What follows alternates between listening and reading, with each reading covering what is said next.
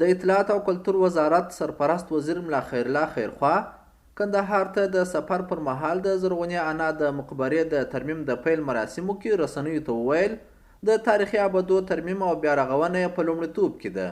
نوموړي زیاته کړه چې هیڅ کله چاته اجازه نه ورکوي څو تاریخي سیمې غصب او یا نور استفاده ورڅخه وکړي.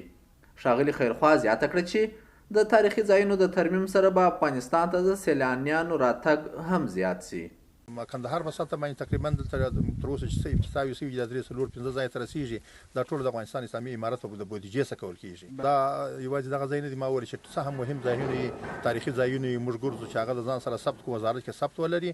بیا هغه چې اولویت هغه ځای ته ورکوو چې هغه په حالت یې خراب وي او هغه بیرته ورغوو. هم د سیلانیانو لپاره هم د خپل وطنوالو لپاره هم یو هویت او تاریخ او بلکې یو مشترکه شتمني شي. چاته اجازه ورنکړو چې هغه زموږ تاریخي ځایونو ته ځان نږدې کوي یا خدای مکه په یو نامه بل نامه باندې هغه غصب کوي او دغه شخصي استفاده کوي. دا د یو سړي پر حق باندې تجاوز نه دی. یو سړي حق دی غصبوي. دا د ټول افغانستان ملت حق دی. دا د هغوی مشترک هویت او تاریخ دی، بلکې مشترکه شتمني ده. په یادو مراسمو کې د اطلاعات او فرهنګ وزارت د تاریخي ابدو د ترمیم مسؤل د زرغونې انا د مقبرې د بیا ترمیم لګښت 11 میلیونه افغانۍ یاد کړ. نوموړي زیاته کړه چې د زرغونې انا مقبره به ډیر ژر د پخوا په شکل ورغول شي. در قسمت آبادات تاریخی ماشاءالله بسیار کارهای جدی روان است. در قسمت سروی، ثبت سجل و شناسایی ساعاتی که در ساعات قصد به صورت ما الحمدلله جلوش گرفتیم و مورد پروژه که فعلا امروز ما شما افتتاح میکنیم حدود 11 میلیون افغانی است که از طریق بودجه خود وزارت اطلاعات و فرهنگ تمویل میشه. کارش عملا در ساحه شروع شده بخیر. په ورته وخت د یادې مقبرې د ترمیم یو تن کارګر چې د تیرو 25 کلونو را په دې خوا یې د هیواد په بېلابېلو ولایتونو کې د تاریخي ابدو او مقبرو د ترمیم چارې مخ ته وړي وایي د تیر یو نیم کال په دې خوا د زرغونې انا مقبره کې چارې مخ ته وړي. خو په دې وروستیو کې د افغانستان اسلامي امارت له چارواکو خوښ دی چې د مقبرې د بشپړه ترمیم لپاره یې بودیجه تصویب کړې ده. زما نوم محمد ادریس دی، د لغمان اوسیدونکی یم. تقریبا 15 کاله کېږي دا کار مې ده. د عباداتو کې مې کار کړی ده. ډېر د افغانستان د زیارتونو او مسجدونه دا مې رغولي دي.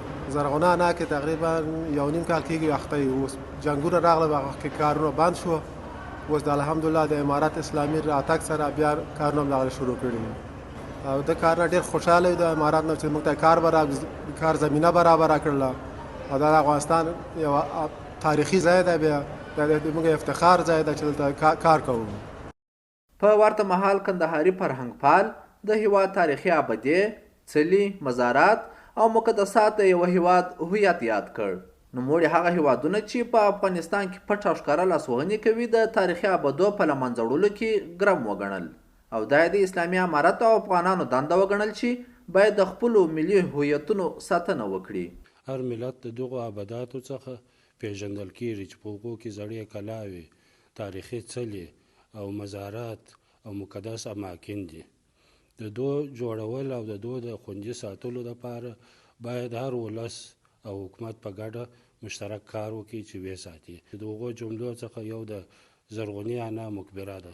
هرات منارې دي، د غور منار دی او دې ته ورته نور.